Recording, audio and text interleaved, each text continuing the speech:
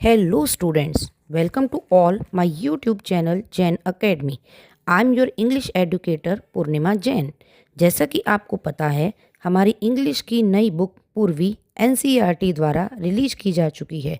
तो आज की इस वीडियो में हम पूर्वी ग्रेड 6 की बुक का सारा सिलेबस ओवरव्यू करने वाले हैं। ये बुक देखने में जितनी सुंदर है उतनी इंटरेस्टिंग ये पढ़ने में होने वाली है। अब हमारे पास है नया सिलेबस, नई बुक व नई स्टोरीज। हमारी जो ये बुक है इसमें टोटल 5 यूनिट्स हैं। हर एक यूनिट में पहले एक स्टोरी है, फिर एक पोअम है और फिर से एक स्टोरी है। लेकिन जो हमारी लास्ट यूनिट रहने वाली है उसमें 2 पोअम और 2 स्टोरी है। मीन्स हमारी इस बुक में टोटल 16 चैप्टर्स होने वाले हैं। तो आइए आज हम देखते हैं हमारी फर्स्ट यूनिट, जिसका नाम है फेबल्स एंड फोक टेल्स। अब फेबल्स क्या होता है? मीन्स पशु पक्षी की कहानियाँ जो कि हमें कोई ना कोई शिक्षा देती है। अब फोक टेल्स क्या होती हैं? हमारी पुरानी कहानियाँ जो दादी नानी के ज़माने से हम उसी तरह से बार बार सुनते आ रहे हैं, उनको हम फोक टेल्स कहते हैं। तो हमारा फर्स्ट लेसन जो रहने वाला है फेबल्स एंड फोक टेल्स की यूनिट में, उसका नेम है अ bottle of due. Due means winter season जब आता है तो जब हम अर्ली मॉर्निंग उठते हैं तो हम देखते हैं कि पत्तियों पर कुछ बूंदें होती हैं, जिन्हें हम ओस की बूंदें कहते हैं। वही है इंग्लिश में ड्यू। तो बेसिकली इस चैप्टर में एक पर्सन होता है जिसे हार्ड वर्क करना बिल्कुल पसंद नहीं है।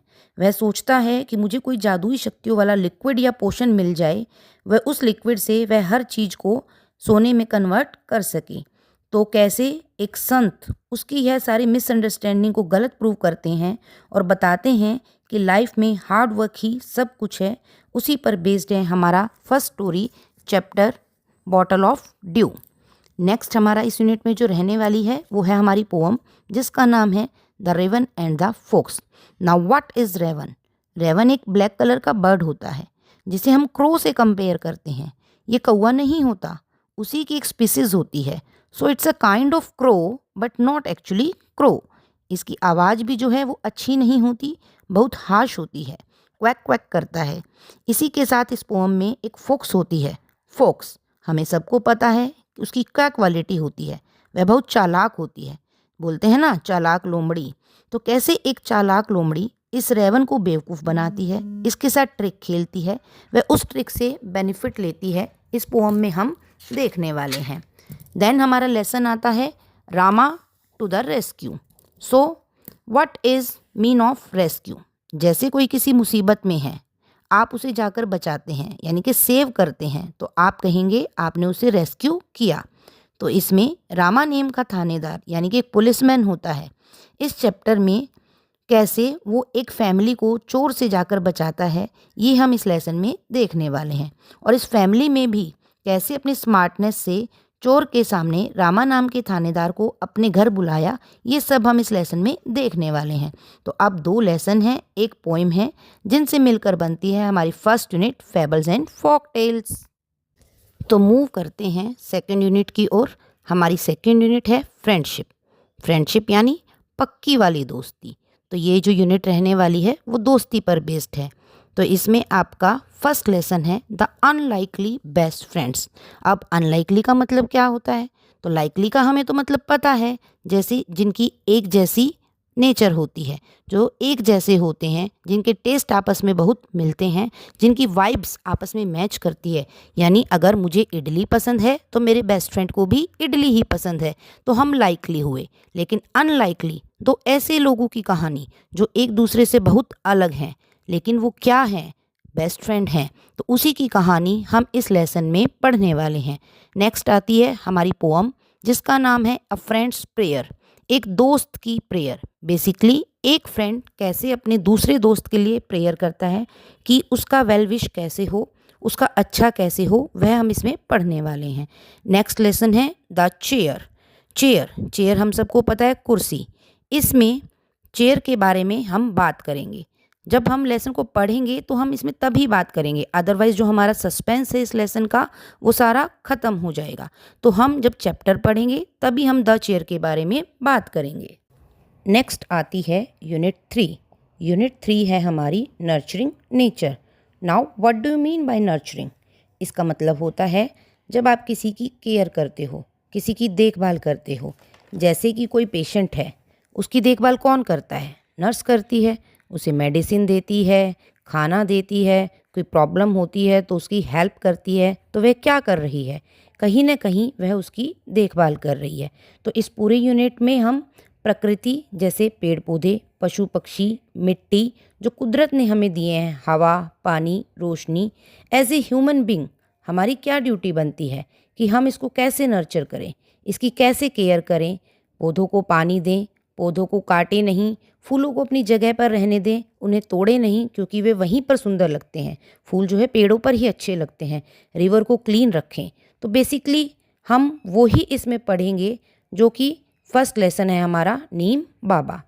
नीम बाबा, नीम आपको पता है एक पेड़ का नाम होता है जो कि टेस्ट में बहुत ही कड़वा होता है, मगर कैसे एक दवाई की तरह काम करता है वो हम इस चैप्टर में पढ़ेंगे। नेक्स्ट हमारी इस यूनिट में रहने वाली है पोअम जिसका नाम है व्हाट आ बर्ड थॉट। एक चिड़िया है, वह क्या सोचती है।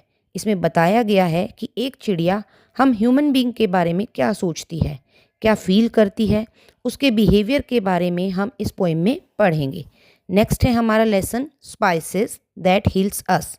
अब स्पाइसेस का मतलब क्या होता है? मसाले, जैसे टर्मरिक हल्दी, चिली मिर्ची, धनिया जिसे हम कोरिएंडर कहते हैं, ब्लैक पेपर यानी काली मिर्च, यस ये मसाले होते हैं।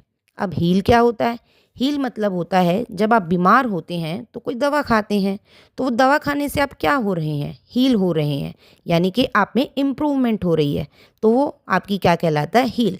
बेसिकली हमारी नेचर में कुदरत ने बहुत सारी ऐसी चीज़ें दी हैं जिनसे हमारी तबीयत ठीक होती है। इन सब के बारे में हम इस लेसन में पढ़ेंगे। फॉर एग्ज़ाम्पल, जब आपका गला ख़राब होता है तो आपकी मम्मी या दादी आपको घर में ही अदरक शहद मिलाकर दे देती है, या फिर शहद में काली मिर्ची का पाउडर डालकर देती है, तो इससे हमारा गला क्या होता है? ठीक हो जाता है। या फिर हम गरम गरम चाय पी सकते हैं जिसमें हम इलायची डालते हैं, उससे भी हमारा गला ठीक हो जाता है। ये हमारी तकलीफ़ से हमें हील कर रहे हैं, ये जो मसाले हैं हमें हील कर रहे हैं। तो ये नेचर में है, रियलिटी में रेडिली अवेलेबल हैं, उन्हीं को हम इस लेसन में पढ़ेंगे कि किस तरह से ये मसाले हमें हील करते हैं। Let's move to the next unit, unit 4 sports and wellness. अब इस पूरे यूनिट में खेल कूद के बारे में और वेलनेस के बारे में पढ़ेंगे। हम सबको पता है जो बच्चे एक्सरसाइज करते हैं, डिफरेंट स्पोर्ट्स में पार्टिसिपेट करते हैं, तो वो बच्चे फिट व हेल्दी होते हैं, यानी कि इनकी बोन्स स्ट्रॉन्ग होती है, ये एक्टिव होते हैं, इनका दिमाग ज़्यादा चलता है, पढ़ाई इनको जल्दी जल्दी समझ आती है। और वो बच्चों से इनका हम कंपैरिजन करें जो कि घर में रहते हैं, खाते रहते हैं, एक जगह पड़े रहते हैं, ज़्यादा मोबाइल व लैपटॉप का यूज़ करते हैं, तो वो बच्चे क्या होते हैं? वो बच्चे ओबेसिटी का शिकार हो जाते हैं। तो व्हाट इज़ ओबेसिटी? जब कोई बच्चा खा खा कर मोटा हो जाता है, कोई फिज़िकल एक्टिविटी या एक्सरसाइज नहीं करता, तो वह ओबेसिटी का शिकार हो जाता है, जिसको कई बीमारियां हो जाती है।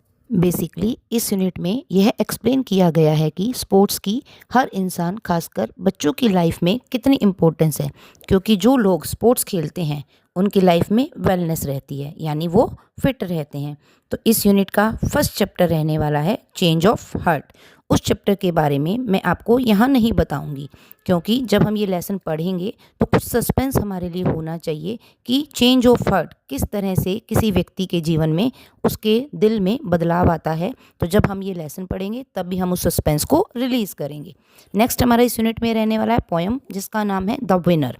विनर यानी विजेता। वो कैसे एक बच्चा होता है, वह जीत जाता है, जीतने से पहले वह जीतने के बाद में उसके कैसे विचार हैं वो हम इस पोएम में पढ़ेंगे। नेक्स्ट लेसन है योगा, अ वे ऑफ लाइफ। हम सबको पता है योगा का हमारी ज़िंदगी में क्या महत्व है। हिंदी में हम इसे योग कहते हैं। इसे लाइफ में कितना अपनाना चाहिए, चाहे छोटा हो, बड़ा हो या बहुत बुजुर्ग हो, योगा अपनाने से उसकी लाइफ परफेक्ट हो जाती है। पुराने ज़माने में जो ऋषि मुनि थे योगा करते थे, तो आजकल तो प्रॉपर क्लासेस ही इसकी दी जाने लगी हैं। तो योगा अगर आपने स्टार्ट कर दिया तो ज़िंदगी जीने का आपको एक रास्ता मिल जाता है। आपका स्लीपिंग पैटर्न व ईटिंग हैबिट्स सब सेटल हो जाती हैं, आपकी लाइफ मीनिंगफुल बन जाती है, तो ऑब्वियसली उससे आपको वेलनेस मिलती है। तो ये सब था आपकी इस यूनिट स्पोर्ट्स एंड वेलनेस में। Now it's time to discuss about Unit 5, that is Culture and Tradition. Now, what is culture? इसका हिंदी में मतलब होता है संस्कृति. What is tradition? इसका हिंदी में मतलब होता है परंपरा. तो अगर हम परंपरा की बात करें तो इसका मतलब होता है जो सालों से चली आ रही है, बदलती नहीं है. फॉर एग्ज़ाम्पल हिंदुओं को ही ले लीजिए, उनका सबसे इम्पोर्टेंट फेस्टिवल क्या है? दिवाली. तो दिवाली में सब नए कपड़े पहनते हैं, लक्ष्मी माता की पूजा की जाती है, दिए जलाए जाते हैं. तो ये क्या है? परंपरा है. तो हर बार व्यक्ति दिवाली के फेस्टिवल को इसी तरह सेलिब्रेट करता है. अब कल्चर की बात करें तो कल्चर क्या होता है? संस्कृति. मतलब एक पार्टिकुलर ग्रुप ऑफ पीपल के संस्कार. जैसे हिंदू धर्म का बच्चा ही ले लीजिए, उसका क्या रूटीन है? हर रोज़ सुबह नहाता है, पूजा पाठ करता है, टीका लगाता है, सूरज को पानी देता है, फिर खाना खाता है. तो ये क्या है? ये उसका कल्चर है. तो हर रिलीजन में अपने अपने कल्चर व ट्रेडिशन होते हैं जिसका उसके जीवन में बहुत इम्पोर्टेंस होता है. तो इस यूनिट का फर्स्ट लेसन जो हमारा रहने वाला है वो है हमारा भारत इनक्रेडिबल भारत. कि हमारा भारत कैसा है और इंडिया को क्या बोला गया है? इनक्रेडिबल. इंडिया ऐसी चीज़ें हैं जिस पर आप विश्वास नहीं कर सकते. यहाँ पर इतने सारे हिस्टोरिकल मॉन्यूमेंट हैं, जैसे रेड फोर्ट ले लीजिए, लोटस टेम्पल ले लीजिए, कुतुब मीनार. तो ये सब क्या है? अनबिलीवेबल हैं, जो हमारे पहले के लोगों ने बनवाए हैं. इंडिया के किसी भी कोने में आप चले जाओ, आपको उनका कल्चर देखने को मिलेगा. वहाँ पर आप यही पढ़ने वाले हैं. इसीलिए इस लेसन को इनक्रेडिबल इंडिया कहा गया है. तो नेक्स्ट जो हमारा इस यूनिट में रहने वाला है वो है पोएम, जिसका नाम है द काइट्स. बेसिकली इस पोएम में काइट्स के बारे में ही बताया गया है. जब वह ऊंची उड़ान भरती है तो हमें क्या मैसेज देती है वो इसमें हम पढ़ेंगे. नेक्स्ट लेसन इसमें रहने वाला है Ila Sachani embroidered dream with her feet. इसमें एक वुमेन है जिसका नाम है इला सच्चानी, जो कि एम्ब्रॉयड्री करती है, यानी कि कढ़ाई बुनाई करती है. ये क्या बुनती है? ये अपने ड्रीम बुनती है, अपने सपने बुनती है. लेकिन कैसे? हमारी तरह अपने हाथों से नहीं, बल्कि पैरों से. बेसिकली इसमें ये बताया गया है उनकी क्या प्रॉब्लम थी, वो अपने पैरों से ऐसा क्या डिफरेंट करती थी कि वो अपने सपने हाथों से न बुनकर पैरों से पूरा करती थी. इसमें हम उस ग्रेट लेडी के बारे में पढ़ेंगे. इस यूनिट में आपको एक और एडिशनल पोएम मिलेगी जिसका नाम है नेशनल वॉर मेमोरियल.